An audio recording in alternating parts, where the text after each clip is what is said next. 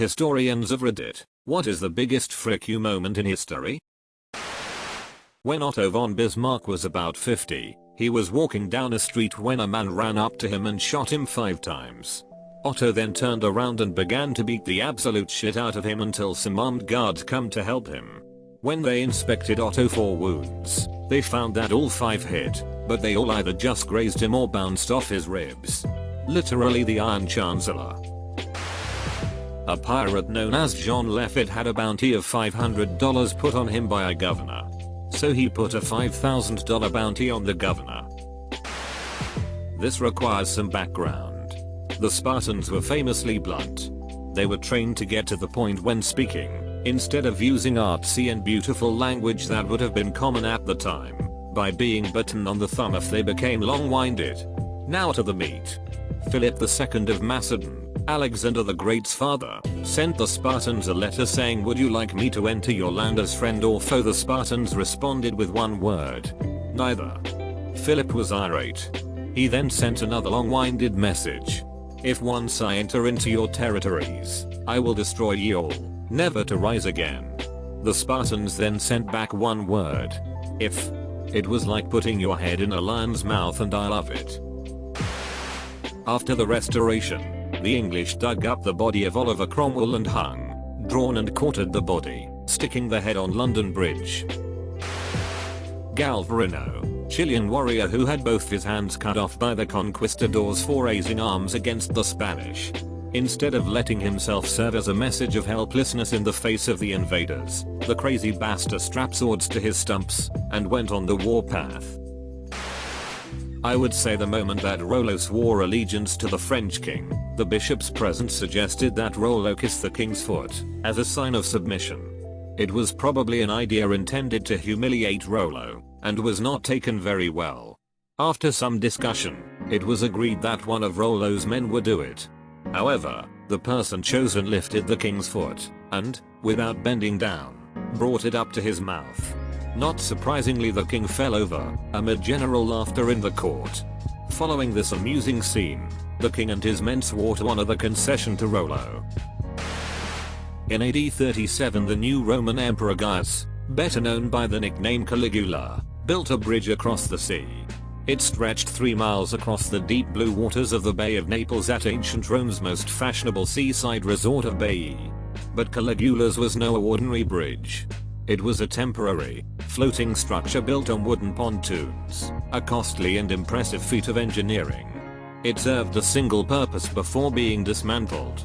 On a day of boiling heat watched by crowds of spectators, Caligula rode across the bridge.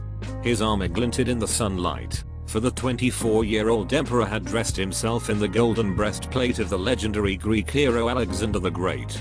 On the following day, Caligula made the journey in reverse, this time riding in a chariot, followed by soldiers of his personal guard. It was a pointless piece of showmanship, lost on the majority of the crowd, several of whom fell drunkenly to their deaths in the sea after 2 days partying. One historian claimed Caligula pulled the stunt to disprove a prophecy that he had no more chance of becoming emperor than of riding a horse across the Bay of Baiae. In the 1970s, the small town of Vulcan, West Virginia asked for state funding to replace a bridge in Town. The state legislature refused to grant Vulcan the funding they needed. Instead, the town appealed to the Soviet Union for aid. After hearing about the request, the state legislature immediately granted over $1 million for the town to build a new bridge. If a small town in West Virginia asking for Soviet funding in the middle of the Cold War isn't a big middle finger to the state government, then I don't know what is. The funny part is that 2 Soviet representatives at the US Embassy actually came over to look at the broken bridge, and seriously considered funding the rebuilding to piss off the Americans. In the late 1980s, Nintendo and Sony developed a CD add-on for the Super Nintendo. Nintendo then pulled out of the partnership and opted to work with Philips instead and released the CDI. This move was highly frowned upon because Nintendo had decided to ditch a fellow Japanese company over a foreign one. So Sony picked up the pieces of the project and tried to partner with Sega. The board of directors turned the idea down, saying that's a stupid idea. Sony doesn't know how to make hardware. They don't know how to make software either. Why would we want to do this? At the end, Sony released a game system by the name of PlayStation in 1994 to compete with the Nintendo 64 and outsold their former partners nearly 3-1. Plus it marked the first time that Nintendo wasn't top dog since they released the NES. Napoleon invited his brother-in-law to speak with him before his coronation as emperor to remind the brother-in-law that he objected to Napoleon marrying Josephine because Napoleon would amount to nothing. On the crowning of King Henry VII, he backdated his own reign to before the date of the Battle of Bosworth, meaning anyone who was loyal to him now but had shown any sign of opposition at Bosworth was now a traitor and an enemy to the realm. Justice served. So when France exiles Napoleon Bonaparte, the first time, they didn't think to change out military personnel. So he basically rolls up to the first French outpost he gets to, sets up and begins reassembling an army. By the time he gets to Paris, he's got enough forces that France is like, well, welcome back. The first cell phone. The first call ever made from a cell phone was to a competitor's landline. Big Rick energy. This is more petty, but when Taft bragged to his friends via telegram about scaling a mountain on horseback, that it was a few thousand feet, clear weather, all in all not too difficult, his friend replied, "How is horse?" My personal favorite, the beginning of the Battle of Stamford Bridge, in England, 1066. England's been invaded by a Norwegian army led by Harald Hardrada, King of Norway, and Tostig Godwinson, exiled English earl and estranged brother to the English king. They've already fought one battle, they've captured York. Things are looking good for them. They are chilling, enjoying their success, waiting at Stamford Bridge for the hostages they demanded. It's a hot day. They're not expecting any trouble. But wait, an English army shows up. That's practically impossible. The Battle of Fulford Gate had taken place only 5 days ago, and the Norwegians had completely routed the forces of the Northern Earls. The rest of the English army was known to be in the south, awaiting a Norman invasion. Turns out the English had ridden all the way up north in 4 days. The Norwegians were, understandably, a bit unhappy. They form into a circle. They don't have their armor with the mitts at the ships. It's too hot to be hanging around in mail. They've got helmets and shields and weaponry, and that's it.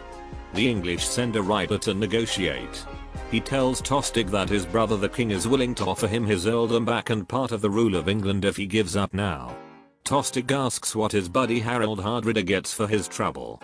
6 feet of English ground, or as much more as he needs. Being taller than other men, Tostig says they are done here. The rider rides away. Harald Hardrada asks who that dude was, because if it had been him talking, he'd have just killed the bastard there. Tostig says, "Oh, that's my brother. That's Harald Godwinson, the king." Harald Godwinson rode up to an enemy army personally and told the King of Norway, known to be a great warrior and general, that all he'd get from this invasion was a grave. Battle commences. Norwegians lose. Tostig and Harald Hardrada both die. Huge bloody mess. English army is crippled. And then 3 days later the Normans land in the south. Harald is fricked. He still marches his army back, gathers as much force as he can, and engages 3 weeks later. He's killed at Hastings. Normans conquer England. Basically a very personal frick you moment that snowballed quite intensely. Edit, because a lot of people are asking. Yes, this was the battle with the legendary berserker at the bridge. No, it probably didn't actually happen. The story appears hundreds of years later and is very inconsistent. Also, there might not have been an actual bridge there at the time. When Germanic tribes invaded Britain after the Romans left, they named the native Celts Wellisk, meaning foreigner, even though they themselves were the foreigners. That later became the word Welsh, which the English promptly adopted for phrases like Welsh on a bet. Too long. Didn't read. All of history has been one giant etymological middle finger to the Welsh. That's all for today's video. Hope you guys liked it. If you liked the video, subscribe. If you want to support the channel, the best thing you can do is simply watch the videos. But if you really want to see the channel thrive, subscribe, like, comment, add to favorites, add to playlist, and share with friends. Don't forget to follow me on Instagram at Reddit and Insta. Thank you guys so much, and I will see you with tomorrow's upload.